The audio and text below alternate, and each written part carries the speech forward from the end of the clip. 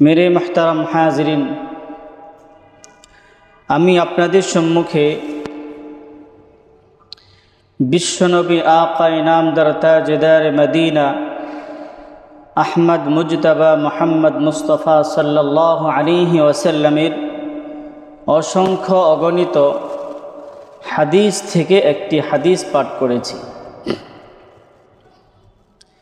যে হাদিসের মধ্যে রাসূলুল্লাহ সাল্লাল্লাহু আলাইহি ওয়াসাল্লাম তার উম্মতকে বিশেষভাবে একটি বিষয় থেকে সতর্ক করেছেন। রাসূল সাল্লাল্লাহু আলাইহি ওয়াসাল্লাম বলেন, লা তাজালু কদাম ইবনি আদম ইয়াউমাল কিয়ামতি হাত্তা ইউসআলা আন আরবাইন। কাল কিয়ামতের কঠিন মুহূর্তে কোনো মানুষই, কোনো ব্যক্তি চারটি প্রশ্নের উত্তর না দেওয়া ব্যতীত এক কদমও সামনে যেতে পারবে না। এর মধ্য থেকে প্রথম নাম্বার হলো আন উমরিহি ফিমা আফনাহু। মানুষকে যে মহামূল্যবান এক জীবন দান করা হয়েছিল, সেই জীবন কিভাবে ব্যয় করা হয়েছে। দ্বিতীয় নাম্বার হলো ওয়া আন শাবাবিহি ফিমা আবলাহু। মানুষ তার যৌবনকাল কিভাবে অতিবাহিত করেছে। তৃতীয় নম্বরে হলো ওয়া আন মালিহি মিন আইনা ইকতাসাবাহু ওয়া ফিমা আনফাকাহু। মানুষ সম্পদ কিভাবে উপার্জন করেছে এবং কোথায় ব্যয় করেছে। চতুর্থ নম্বর হলো ওয়া আন ইলমিহি মাদা আমিলা বিহি। যতটুকু জ্ঞান তার ছিল, কোরআন হাদিসের জ্ঞান সে যতটুকু জানত, সেই অনুযায়ী কতটুকু আমল করেছে। এই হলো মোট চারটি প্রশ্ন। এই চারটি প্রশ্নের উত্তর না দেওয়া ব্যতীত কোনো ব্যক্তি কিয়ামতের ময়দানে এক কদমও সামনে যেতে পারবে না। প্রিয় হাজরিন, উক্ত হাদিসের মধ্যে বিশেষ করে দুটি বিষয়ের দিকে আমাদেরকে ইঙ্গিত করা হয়েছে। এক নাম্বার হলো আখিরাতের জবাবদিহির অনুভূতি জাগ্রত করা, যে আমরা এই পৃথিবীতে যা কিছু করি না কেন, একদিন অবশ্যই আমাকে সব কিছুর হিসাব দিতে হবে। কারণ যতক্ষণ পর্যন্ত মানুষের মধ্যে আল্লাহ ভীতি এবং আখিরাতের হিসাবের অনুভূতি জাগ্রত না হবে, ততক্ষণ পর্যন্ত কোনো মানুষ নৈতিকভাবে সে সুন্দর চরিত্রের অধিকারী হতে পারবে না। তাছাড়া এই জীবনের পরেও আরেকটি অনন্তকালের জীবন আছে। যেই অনন্তকালের জীবনটা, এই জীবন অর্থাৎ দুনিয়ার সংক্ষিপ্ত জীবনের কর্মফলের উপরেই নির্ভর করে। এটা হলো প্রথম নাম্বার। রাসূলের হাদিস দ্বারা আমাদেরকে প্রথম নাম্বার যেদিকে ইঙ্গিত করা, সেটা হলো আখিরাতের জবাবদিহির অনুভূতি আমাদের জাগ্রত করা, যে আমাদের সকলকে একদিন আমাদের এই জীবনের সব কিছুর হিসাব দিতে হবে। দ্বিতীয় নম্বরে যে বিষয়ের দিকে আমাদের ইঙ্গিত করা হয়েছে, সেটা হলো এই হাদিসের মধ্যে পার্থিব দুনিয়াবি কিছু আচার আচরণের দিকে আমাদেরকে ইঙ্গিত করা হয়েছে। আমরা কিভাবে কি করব না করব, আয় উপার্জন কিভাবে করব, ব্যয় কিভাবে করব। মূলত এই হাদিসের মধ্যে দুইটা দিক ইঙ্গিত করা হয়েছে। প্রথমেই যে প্রশ্নটি করা হবে সেটি হলো, রাসূলুল্লাহ সাল্লাল্লাহু আলাইহি ওয়াসাল্লাম বলেন, আন উমরিহি ফিমা আফনাহু। আল্লাহ বলবেন, ওরে আমার বান্দা, তোমাকে যে আমি একটি মহামূল্যবান জীবন দান করেছিলাম, সেই জীবনটি কিভাবে তুমি ব্যয় করেছো, কিভাবে অতিবাহিত করেছো, কিভাবে কাটিয়েছো। কারণ আল্লাহ জাল্লা শানুহু এই দুনিয়ার জীবনকে আখিরাতের ক্ষেত স্বরূপ করে বানিয়েছেন। হাদিস পাকে রাসূল সাল্লাল্লাহু আলাইহি ওয়াসাল্লাম বলেন, আদ-দুনিয়া মাজরাআতুল আখিরা, দুনিয়া হলো আখিরাতের ক্ষেত স্বরূপ। আমরা যদি ক্ষেতের মধ্যে যথাযথভাবে ফসলাদি করি, শ্রম দেই, মেহনত করি, তাহলে আমরা ফল ভালো পাবো, চাষাবাদ ভালো হবে, এতে করে আমাদের জীবন সুন্দরভাবে চলতে থাকবে। ঠিক কোনো মুমিন, কোনো মুসলমান সে যদি দুনিয়ার জীবনকে আখিরাতের উপযোগী করে তোলে, আখিরাতের জন্য সে প্রস্তুতি গ্রহণ করে, তাহলে এই দুনিয়ার সংক্ষিপ্ত জীবনটাই আখিরাতের অনন্তকালের জীবনটা সুখময়, শান্তিময় হবে। প্রিয় হাজরিন, আল্লাহ রাব্বুল আলামিন মানব জাতিকে সম্বোধন করে বলেন, আফা হাসিবতুম আন্নামা খলাকনাকুম আবাসা, তোমরা যে গাফিল হয়ে, উদাসীন হয়ে, বেখবর হয়ে, কোনো চিন্তা ফিকির ছাড়াই যে ঘোরাফেরা করো, তোমরা কি ভেবেছ তোমাদেরকে আমি অযথা, অনর্থক, অহেতুক সৃষ্টি করেছি? তো আল্লাহ তাআলা বলেন, ওয়া ইলাইনা তুরজাউন, না না না, আমি তোমাদেরকে অনর্থক, অযথা সৃষ্টি করি নাই। একদিন অবশ্যই তোমাদের সকলকে আমার কাছেই ফিরে আসতে হবে। এমনিভাবে আল্লাহ রাব্বুল আলামিন বলেন,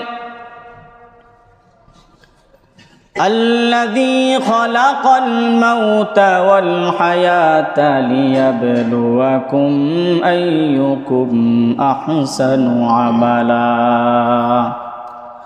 আল্লাহ বলেন, আমি যে তোমাদের হায়াত সৃষ্টি করেছি, মওত সৃষ্টি করেছি, আমি যে তোমাদেরকে হায়াত দিয়েছি, জীবন দিয়েছি, মৃত্যু দিয়েছি, একটা উদ্দেশ্যে দিয়েছি, সেটা হলো লিয়াবলুয়াকুম আইয়ুকুম আহসানু আমালা, যাতে করে তোমাদেরকে পরীক্ষা করতে পারি তোমাদের মধ্যে কে ভালো কাজ করে আর কে মন্দ কাজ করে। আল্লাহ জাল্লা শানুহু অন্যতে বলেন, মানব জাতিকে কেন সৃষ্টি করেছেন, কেন মানব জাতির জীবন দান করেছেন? এই যে অল্প সংক্ষিপ্ত একটা সময় হায়াতে জিন্দেগি, দুনিয়ার জীবন দান করেছেন কেন? আল্লাহ বলেন, ওয়ামা খালাকাতুল জিন্না ওয়াল ইনসা ইল্লা লিয়াবুদুন। মুসলমানি বুয়াদ গলদন নাহাদান আইনানে খুদ বদসতে খাজাদাদান। আল্লাহ জাল্লা শানু বলেন, ও দুনিয়ার মুসলমান ইমানদারেরা, তোমাদেরকে আমি অনর্থক, অহেতুক সৃষ্টি করি নাই। তোমাকে যে আমি একটা জীবন দান করেছি, এটা হেলায় খেলায় নষ্ট করার জন্য আমি দেই নাই, বরং এই জীবনটাকে আমি একটা উদ্দেশ্য দিয়েছি, সেটা হলো তোমরা আমার ইবাদত করবে, আমার গোলামি করবে, আমার দাসত্ব করবে। অন্যত আল্লাহ রাব্বুল আলামিন বলেন, ইয়া আইয়ুহান নাস উ'বুদু রাব্বাকুমুল্লাযী খালাকাকুম ওয়াল্লাযীনা মিন ক্বাবলিকুম লাআল্লাকুম তাত্তাকুন।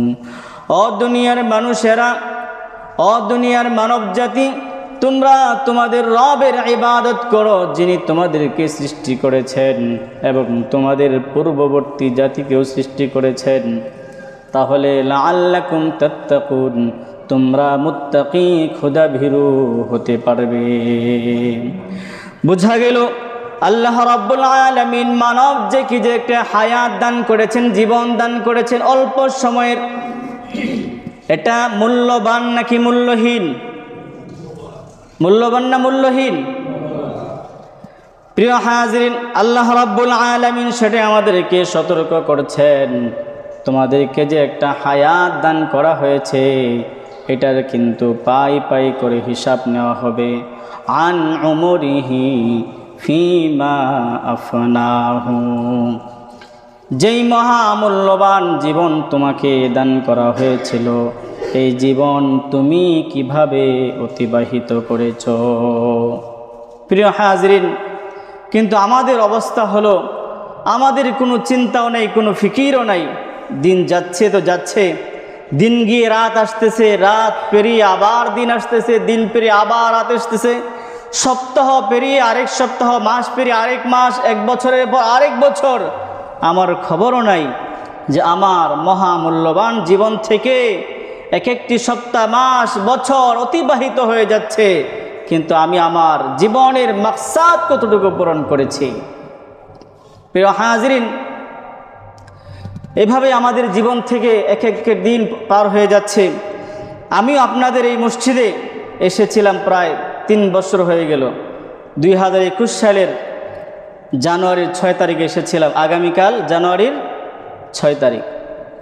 3 বছর কিভাবে অতিবাহিত হয়ে গেল কেউ বলতে পারবে না, আমি নিজেও বলতে পারবো না যে কিভাবে অতিবাহিত হয়ে যাচ্ছে। এভাবেই আমাদের জীবন থেকে এক একটা সপ্তাহ, এক একটা বছর পেরিয়ে আমাদের জীবনটা শেষ হয়ে যাচ্ছে, কিন্তু আমাদের এখনও কোনো হুঁশ আসতেছে না। আমরা আমাদের মতোই করেই জীবনযাপন করতেছি। আল্লাহর হাবিব সাল্লাল্লাহু আলাইহি ওয়াসাল্লাম বলেন, আন উমরিহি ফীমা আফনাহু, ও দুনিয়ার মানুষেরা, তুমি গাফিল হয়ে, উদাসীন হয়ে তুমি তোমার মহামূল্যবান জীবনকে নষ্ট করছো। কাল কিয়ামতের ময়দানে প্রতিটি মুহূর্তের, প্রতিটি দিনের, প্রতিটি সপ্তাহের, প্রতিটি মাসের, প্রতিটি বছরের যথাযথ হিসাব আল্লাহ তাআলার সম্মুখে দিতে হবে, না হয়তো এক কদম সামনে যাওয়ার কোনো সুযোগ থাকবে। এরপর আল্লাহর হাবিব সাল্লাল্লাহু আলাইহি ওয়াসাল্লাম বলেন, আন শাবাবিহি ফীমা আফলাবলাহু, ও দুনিয়ার মুসলমান ইমানদারেরা, আল্লাহ রাব্বুল আলামিন জিজ্ঞাসা করবেন, তোমাকে যে একটা মহামূল্যবান যৌবনকাল দান করা হয়েছিল, সেই যৌবনকালটা তুমি কিভাবে কাটিয়েছ?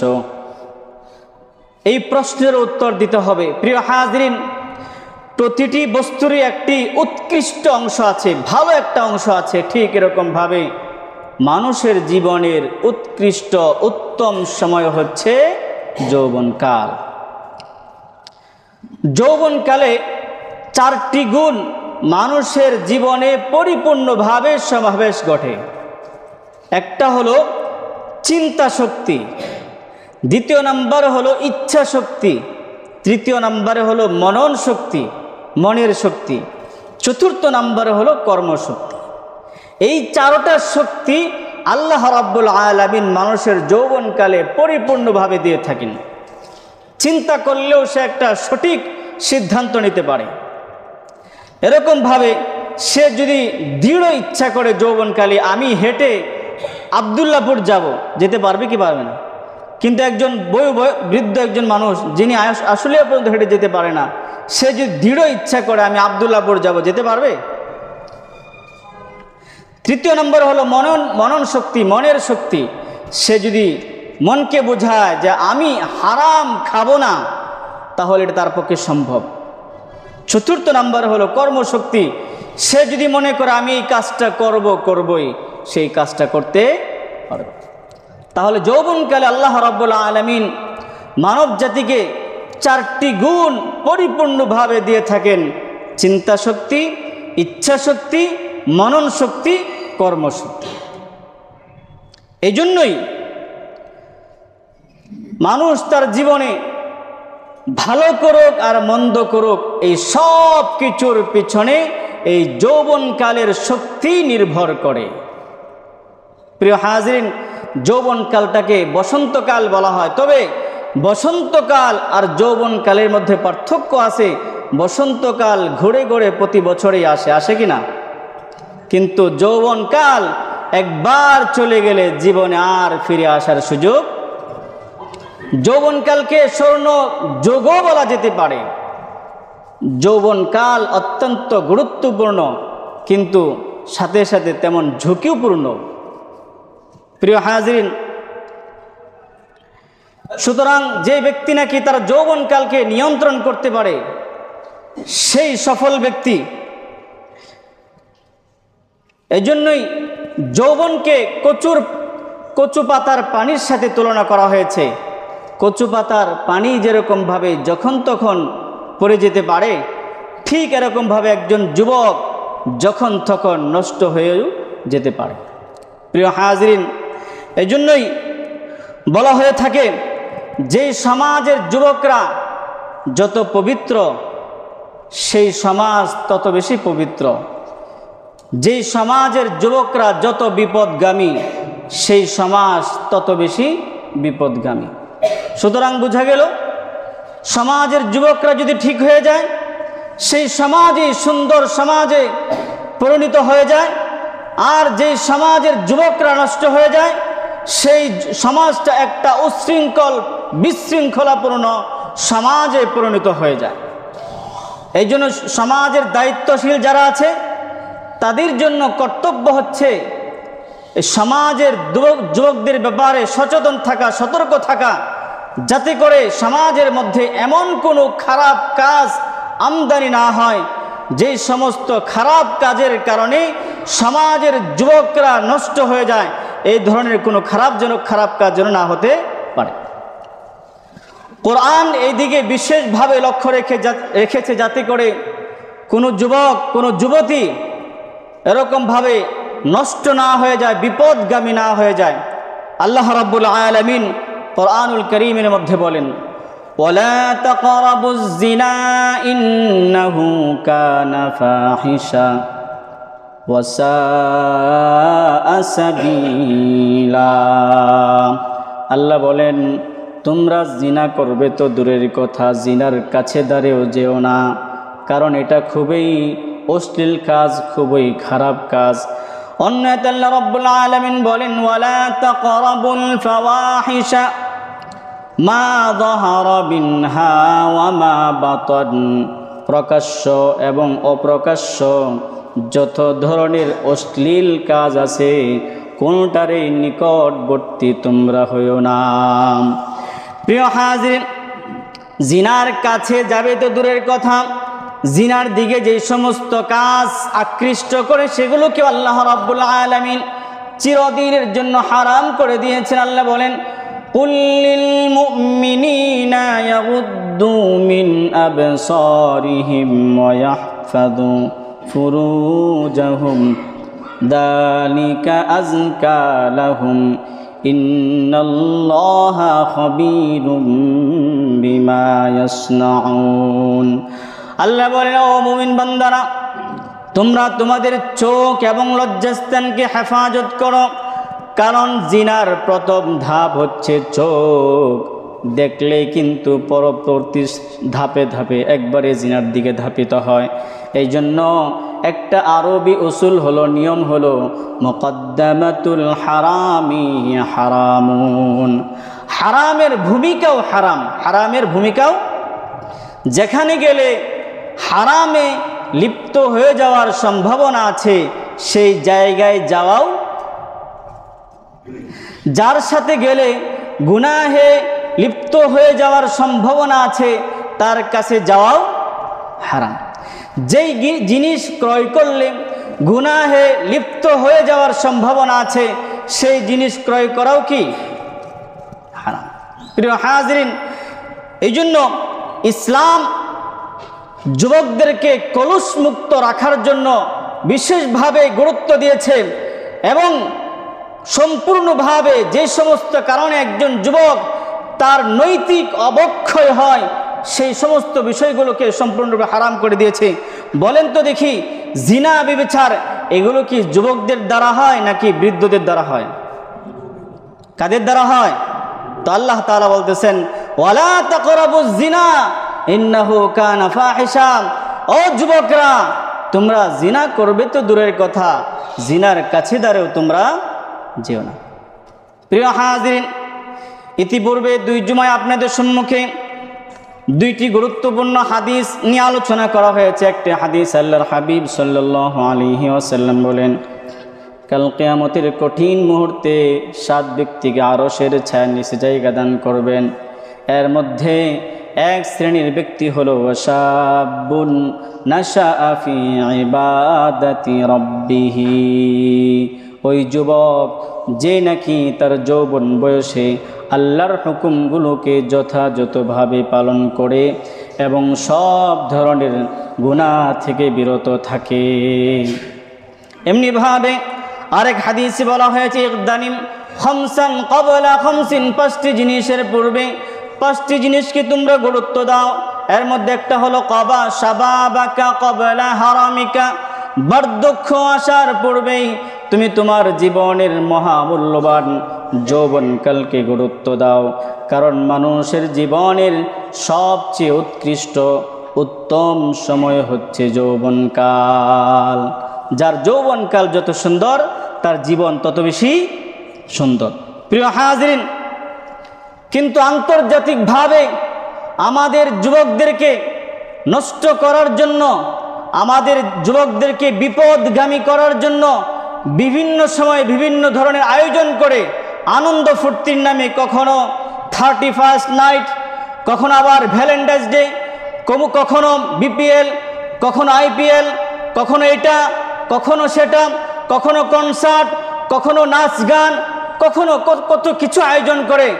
মূল লক্ষ্য উদ্দেশ্য এটাই, সেটা হলো কিভাবে মুসলমান যুবকদেরকে বিপদগামী করা যায়, ধ্বংসমুখী করা যায়, কিভাবে মুসলমান যুবকদেরকে ঈমান আমল নষ্ট করা যায়। কথা বলেন ঠিক কিনা? এই ব্যাপারে আমাদেরকে সজাগ দৃষ্টি রাখতে হবে। আমরা তো মনে করি এগুলো স্বাভাবিক একটা আনন্দ ফুর্তি। না না না, এটা আনন্দ ফুর্তির নামে আমাদের যুব সমাজকে নষ্ট করার এক কঠিন ষড়যন্ত্র চলতেছে।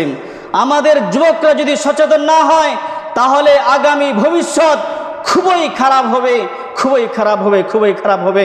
প্রিয় হাজির, এখন যারা মুরব্বীরা আছেন, বর্তমান যুব শ্রেণীর যে অবস্থা, আমাদের বয়োবৃদ্ধ যারা আছেন তাদের অবস্থা কিন্তু এমন ছিল, অনেক ভালো ছিল, যার কারণে সমাজ এখনো শৃঙ্খলার মধ্যে আছে। কিন্তু যেই গতিতে সমাজের যুবকরা যেভাবে ইচ্ছা সেভাবে তাদের জীবন যৌবন নষ্ট করতেছে, এইভাবে যদি চলতেই থাকে তাহলে আগামী ভবিষ্যৎ আরো কঠিন থেকে কঠিন হবে। প্রিয় হাজিরিন, অনেক যুবকরা মনে করে এখন শরীরে শক্তি আছে, যখন আমি বয়োবৃদ্ধ হয়ে যাব, বার্ধক্যে উপনীত হয়ে যাব, তখন একবারে আল্লাহর প্রিয় বান্দা হয়ে যাব, মসজিদ ছাড়া কিছুই বুঝবো না, 5 ওয়াক্ত নামাজ যথাযথভাবে আদায় করব, আল্লাহ যেভাবে চান সেভাবে আমি আমার জীবন পরিচালনা করে একবারে খাঁটি মুমিন মুসলমান হয়ে মৃত্যুবরণ করব। প্রিয় হাজিরিন, আমি আপনাদেরকে বলি, বার্ধক্যে যখন মানুষ উপনীত হয়, যখন বৃদ্ধ হয়ে যায়, তখন মানুষ গুনাহ চাইলেই সে করতে পারে? কেন পারে না? তখন তার ইচ্ছা শক্তিতে দুর্বলতা আসে, মনন শক্তিতে দুর্বলতা আসে, কর্মশক্তিতে দুর্বলতা আসে। এই কারণে সে যা ইচ্ছা গুনাহ করতে পারে না। বাধা একটাই, সেটা হলো সে বার্ধক্যে উপনীত হয়ে গেছে, সে বৃদ্ধ হয়ে গেছে, তার শরীর দুর্বল হয়ে গেছে। যদি শরীর দুর্বল হয়ে যাওয়ার কারণে সে গুনাহের কাজ না করতে পারে, শরীর দুর্বল হয়ে যাওয়ার কারণে সে ভালো কাজ কিভাবে করবে? কথা বলেন না কেন? ঠিক কিনা? যখন যদি বার্ধক্য হয়ে যাওয়ার কারণে সে গুনাহ করতে পারে না, তাহলে বার্ধক্য হয়ে যাওয়ার কারণে সে আমলগুলো, নেক আমলগুলো সঠিকভাবে কিভাবে আদায় করবে? যদি গুনাহটা, বার্ধক্যটা এটা তার গুনাহের বাধা হয়, ঠিক এমনিভাবে নেক আমল করাটাও বার্ধক্যটা তার কারণে বাধা হয়ে যাবে। এই জন্য ইবাদতের মুখ্যম সময় হচ্ছে যৌবনকাল, যতদিন শরীরে শক্তি থাকে। আল্লাহ রাব্বুল আলামিন আমাদের যুব সমাজকে বুঝবার তৌফিক দান করুন, সকলে বলুন আমিন। তৃতীয় নম্বরে যে প্রশ্ন করা হবে, আল্লাহ নবী সাল্লাল্লাহু আলাইহি ওয়াসাল্লাম বলেন, ওয়ান মালিহি মিন আইনা ইকতাসাবাহু ওয়া ফীমা আনফাকাহু। ও দুনিয়ার মানুষেরা, তোমরা কিভাবে আয় উপার্জন করেছ এবং কে কোথায় সেগুলো ব্যয় করেছ, এর যথাযথ হিসাব দিতে হবে। কিভাবে উপার্জন করা হয়েছে, কোন পন্থায় উপার্জন করা হয়েছে, এই সব কিছুর হিসাব দিতে হবে। প্রিয় হাজরিন, পৃথিবীতে যত বিপর্যয় হয় এর অধিকাংশই হয় এই সম্পদ আর প্রাচুর্যের কারণে। মানুষের ব্যক্তি জীবন বলেন, জাতীয় জীবন বলেন, বর্তমানে তো কে কার চেয়ে কত বেশি সম্পদশালী হবে, কার বাড়ি কত বেশি সুন্দর হবে, কার গাড়ি কত বেশি দামি হবে, কে কার চেয়ে কত বড়লোক হবে, ধনী হবে, এর একটা প্রতিযোগিতা শুরু হয়েছে।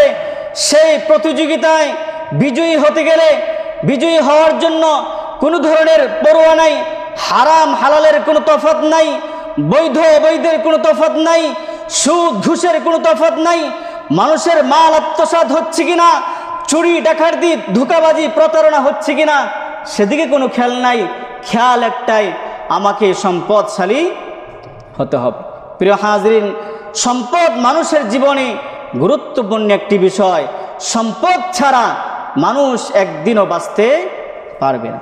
কিন্তু এই সম্পদ আয় এবং উপার্জন করা এবং ব্যয়ের ক্ষেত্রেও ইসলাম একটা বিধিনিষেধ দিয়েছে যে কোনো মুমিন, কোনো মুসলমান তার মতো করে, সে তার নিজের মতো করে আয় উপার্জন করবে, আবার নিজের মতো করে শুধু ব্যয় করবে, এই অধিকার ইসলাম দেয় নাই। ইসলাম নির্ধারিত সীমারেখা নির্ধারণ করে দিয়েছে।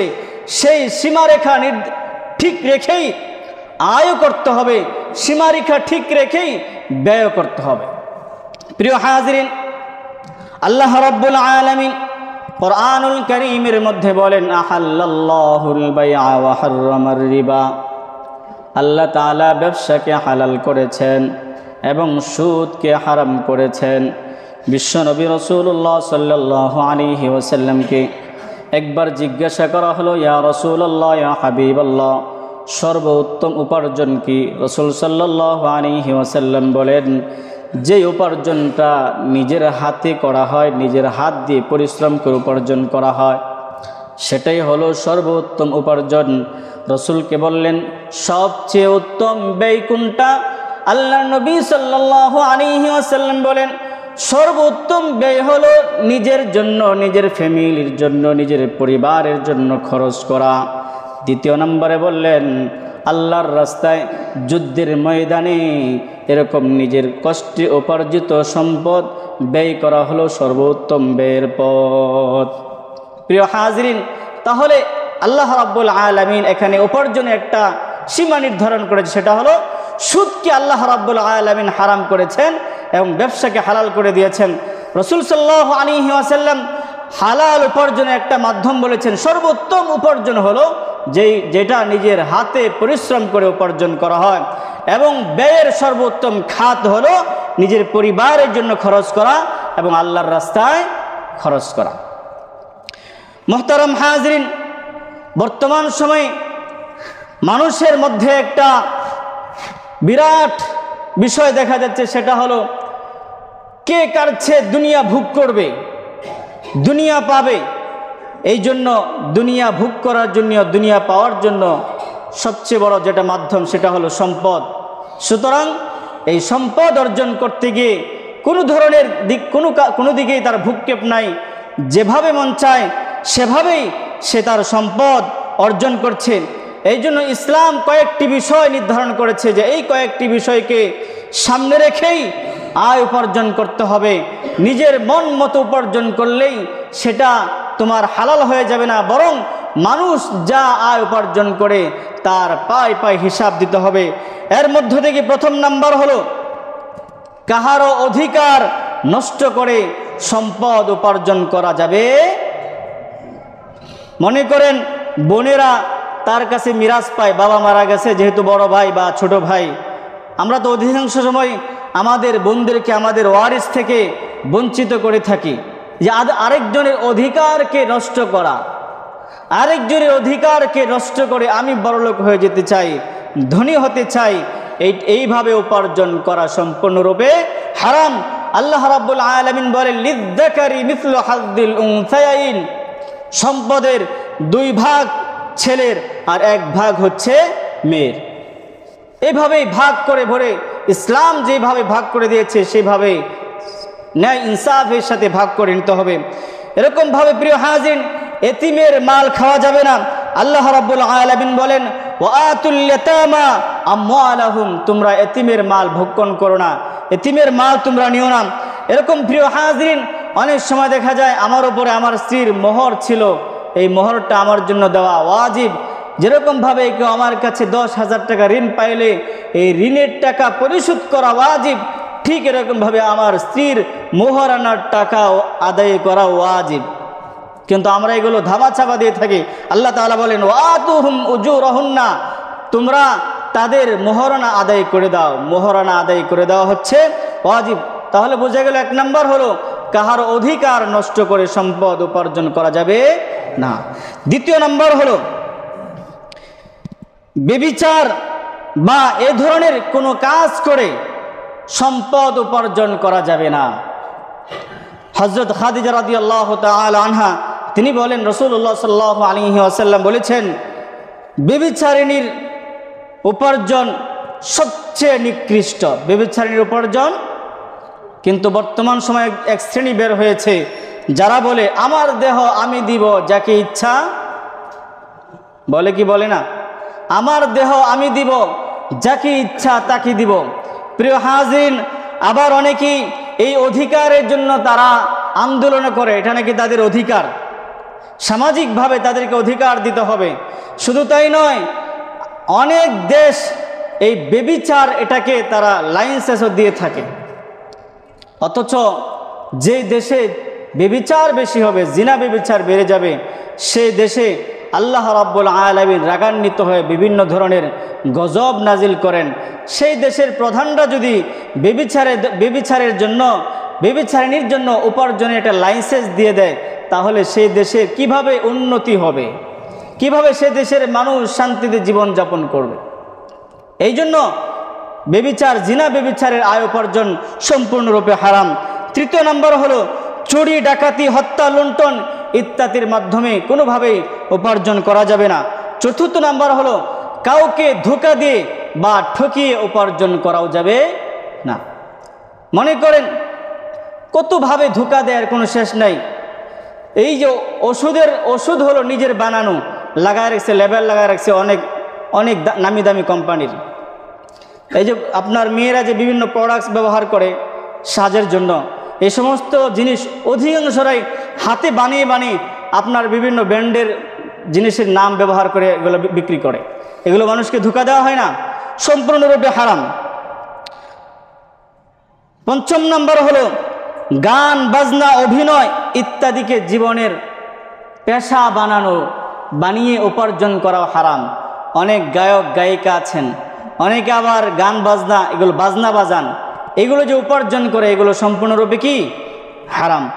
6 নম্বর হলো হারাম মালের মাধ্যমে ব্যবসা করে আয় উপার্জন করা হারাম। যে সমস্ত জিনিস হারাম, যেরকম মদ খাওয়া কি, ইয়াবা ট্যাবলেট খাওয়া কি হারাম, তাহলে সেগুলোর ব্যবসা করাও কি হারাম।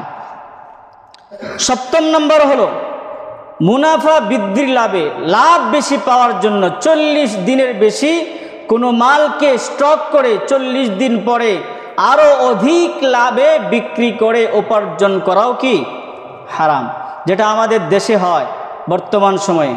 আপনি বাজারে গিয়ে 20 কেজি তেল কিনতে চাইবেন, পাবেন কিনা? 20 কেজি তেল পাবেন কিনা? 100 কেজি কিনতে চাইলে 100 কেজি পাবেন, 500 কেজি কিনতে চাইলে 500 কেজি পাবেন। তাহলে দাম বাড়লো কেন? দাম বাড়াটার কারণটা কি? আপনি 500 কেজি আলু কিনতে চান, আলু পাবেন, তাহলে দাম বাড়াটার কারণটা কি? আপনি তো জিনিস যে পরিমাণ জিনিস থাকা দরকার সেই পরিমাণ জিনিস তো বাজারে আছে, তাহলে দাম বাড়ার কারণটা কি? প্রিয় হাজিরিন, এরকম ভাবে সুদ এবং ঘুষের মাধ্যমে সম্পদ উপার্জন করাও হারাম। আল্লাহর হাবিব সাল্লাল্লাহু আলাইহি ওয়াসাল্লাম বলেন লাআনাল্লাহু আকিলার রিবা ওয়া মুকিলাহু, যে সুদ খায় এবং যে সুদ দেয় উভয়জনের উপর আল্লাহ রাব্বুল আলামিন লানত করেছেন, অভিশাপ করেছেন। এরকম ভাবে রাসূল বলেছেন লাআনাল্লাহুর রাশা ওয়াল মুরসিয়া, যে নাকি ঘুষ খায় এবং ঘুষের লেনদেন করে তাদের উপরও আল্লাহ রাব্বুল আলামিন অভিসম্পাত করেছেন। 9 নম্বর হলো জুয়া, ভাগ্য গণনা, লটারি ইত্যাদির মাধ্যমে উপার্জন করা। 10 টাকা লটারি কিনছে 10 কোটি পাওয়ার আশায়, সম্পূর্ণরূপে কি হারাম। 10 নম্বর হলো ওজনে কম দেওয়া। দোকানে গেল আপনার ওজনে কম দিল। এখন তো আপনার প্রযুক্তির যুগ, সব আধুনিক হয়ে ডিজিটাল পাল্লা বের হয়েছে। অনেক মানুষ, সাধারণ মানুষ বুঝে না কম হইতেছে না বেশি হইতেছে, দাম একটা ধরে ওজন করে বলতেছে যে 100 টাকা, অথচ দাম হয়েছে মাত্র 50 টাকা, সে কিন্তু বুঝেও নাই। ওজনে কম দেওয়ায় যে উপার্জন সে করেছে, এই উপার্জন সম্পূর্ণরূপে হারাম। কাল কিয়ামতের ময়দানে আল্লাহ রাব্বুল আলামিন তাকে জিজ্ঞাসা করবেন, তুমি কিভাবে কোন পন্থায় এই সম্পদ উপার্জন করেছিলে, এখন পাই পাই করে হিসাব দাও, না হয়তো এক কদমও সামনে যাওয়ার কোনো সুযোগ নাই। আরও যত হারাম পন্থা আছে উপার্জনের, এই সমস্ত হারাম পন্থায় উপার্জন করা হচ্ছে হারাম। এর জন্য আল্লাহ রাব্বুল আলামিনের কাছে জবাবদিহি করতে হবে। প্রিয় হাজিরিন, এরপর আমাদের সবচেয়ে বড় গাফলতি যে জিনিসটা আয় এবং ব্যয়ের ক্ষেত্রে, সেটা হলো আমরা আয় অনেকে আছে হালাল উপার্জন ঠিকই করি, কিন্তু ব্যয়ের ক্ষেত্রে আমরা সজাগ থাকি না। আমরা মনে করি এই টাকা আমার, আমি কষ্ট উপার্জন করেছি, সুতরাং আমার যেভাবে মন চায় সেভাবে ব্যয় করব, তাতে কি? আল্লাহর হাবিব সাল্লাল্লাহু আলাইহি ওয়াসাল্লাম বলেন, ওয়াফিমা আনফাকাহু, আল্লাহ তাআলা জিজ্ঞাসা করবেন তুমি যে হালালভাবে উপার্জন করেছিলে, সে হালাল উপার্জিত সম্পদ কিভাবে ব্যয় করেছিলে। তার হালাল উপার্জন ব্যয়ের প্রথম খাত হলো নিজের পরিবার পরিজনের জন্য ব্যয় করা। তবে এখানে শর্ত হলো পরিবার পরিজনের জন্য ব্যয় করতে গিয়ে কোনো ধরনের অপচয় করা যাবে না। আল্লাহ বলছেন, ওয়াল্লাযীনা ইযা আনফাকু লাম ইউসরিফু ওয়া লাম ইয়াকতুরু ওয়া কানা বাইনা যালিকা কাওয়ামা। ওই সমস্ত ব্যক্তি মুমিন যারা নাকি ব্যয় করে কিন্তু ব্যয়ের ক্ষেত্রে কৃপণতাও করে না, বাড়াবাড়িও কৃপণতাও করে না এবং অপচয় করে না, মধ্যম পন্থা অবলম্বন করে। তাহলে ব্যয়ের 1 নম্বর খাত হলো নিজের পরিবার পরিজনের জন্য খরচ করা। শর্ত কি? অপচয় করা যাবে না। 2 নম্বর খাত হলো নেসাবের মালিক হলে যাকাত দিতে হবে। 3 নম্বর খাত হলো সদকাতুল ফিতর আদায় করতে হবে। 4 নম্বর খাত হলো নিজের নিকট আত্মীয়দের হক আদায় করতে হবে। 5 নম্বর হলো এতিমদের হক আদায় করতে হবে। 6 নম্বর হলো অসহায় মিসকিন যারা আছে তাদের হক আদায় করা। 7 নম্বর হলো জিহাদের ময়দানে আল্লাহর রাস্তায় খরচ করা। এমনিভাবে যত ভালো কাজ আছে সেই ভালো কাজগুলোর ক্ষেত্রে খরচ করা। কিন্তু আমাদের সমাজে এমন অনেক মানুষ আছে যাদের উপার্জন হারাম, ব্যয় করে হারাম ক্ষেত্রে। আবার এমন অনেক মানুষ আছে উপার্জন হালাল, ব্যয় করে হারাম ক্ষেত্রে। আবার অনেক মানুষের এরকম আছে উপার্জন হারাম কিন্তু ব্যয় করে খারাপ ক্ষেত্রে। এই যে 3টা শ্রেণী বললো, এর মধ্যে এক শ্রেণীর মানুষই হলো ভালো। তারা হলো যাদের উপার্জন হালাল, ব্যয় করেছে হালাল ক্ষেত্রে, সৎ ভালো ক্ষেত্রে। আর যারা নাকি হারামভাবে উপার্জন করেছে আর মসজিদে 5 লাখ টাকা দিয়েছে, এই দান আল্লাহ তাআলার কাছে কোনো কবুল হবে? কবুল হবে না। এই জন্য প্রিয় হাজিরিন, আল্লাহ নবী সাল্লাল্লাহু আলাইহি ওয়াসাল্লাম বলেন, কাল কিয়ামতের ময়দানে জিজ্ঞাসা করা হবে তুমি তোমার সম্পদ কিভাবে উপার্জন করেছিলে এবং কোন খাতে সেগুলো ব্যয় করেছিলে। আজ পাই পাই করে হিসাব দাও, আর না হয়তো এক কদম সামনে যাওয়ার কোনো সুযোগ। 4 নম্বর সর্বশেষ, সেটা হলো রাসূল সাল্লাল্লাহু আলাইহি ওয়াসাল্লাম বলেন, ওয়ামাদা আমিলা ফিমা আলিমা। আল্লাহ রাব্বুল আলামিন তোমাকে যে যতটুকু দ্বীনি জ্ঞান দান করেছিলেন ততটুকু কি আমল করতে পেরেছ? ততটুকু কি আমল করেছ? আমরা অনেকেই বলি আমি কি ততটুকু জানতাম, এই করতাম সেই করতাম। আমাদের তো নামাজের জ্ঞান আছে, নামাজ না পড়লে গুনাহ হয়, জ্ঞান আছে না? এটা কথা বলেন না কেন? গান শুনলে গুনাহ হয়, এটা আমরা সকলে জানি না? নাচ গান দেখলে গুনাহ হয়, এটা আমরা জানি না? এরকমভাবে অনেক জিনিসই আমরা জানি। তো রাসূল সাল্লাল্লাহু আলাইহি ওয়াসাল্লাম বলেন, ওয়ামাদা আমিলা ফিমা আলিমা। তোমাকে যে আল্লাহ রাব্বুল আলামিন জ্ঞান দিয়েছিলেন, দ্বীনের যতটুকু জ্ঞান তোমার কাছে ছিল ততটুকু কি তুমি আমল করেছ? প্রিয় হাজিরিন, এতটুকুর হিসাব অবশ্যই আমাকে আপনাকে দিতে হবে, না হয়তো এক কদমও সামনে যাওয়ার সুযোগ নাই। 1 নম্বর হলো যে তোমাকে যে মহামূল্যবান জীবন দান করা হয়েছিল সেই জীবন কিভাবে অতিবাহিত করেছ। 2 নম্বর, মহামূল্যবান যৌবনকাল তুমি কিভাবে কাটিয়েছ। 3 নম্বর, কিভাবে সম্পদ উপার্জন করেছ, কোথায় ব্যয় করেছ। 4 নম্বর হলো তুমি তোমার কাছে দ্বীনি জ্ঞান যতটুকু ছিল ততটুকু পরিমাণ কি তুমি আমল করেছ। এই 4 প্রশ্নের উত্তর না দেওয়া ব্যতীত কোনো মুমিন, কোনো মুসলমান, কোনো ব্যক্তি এক কদম সামনে যেতে পারবে না।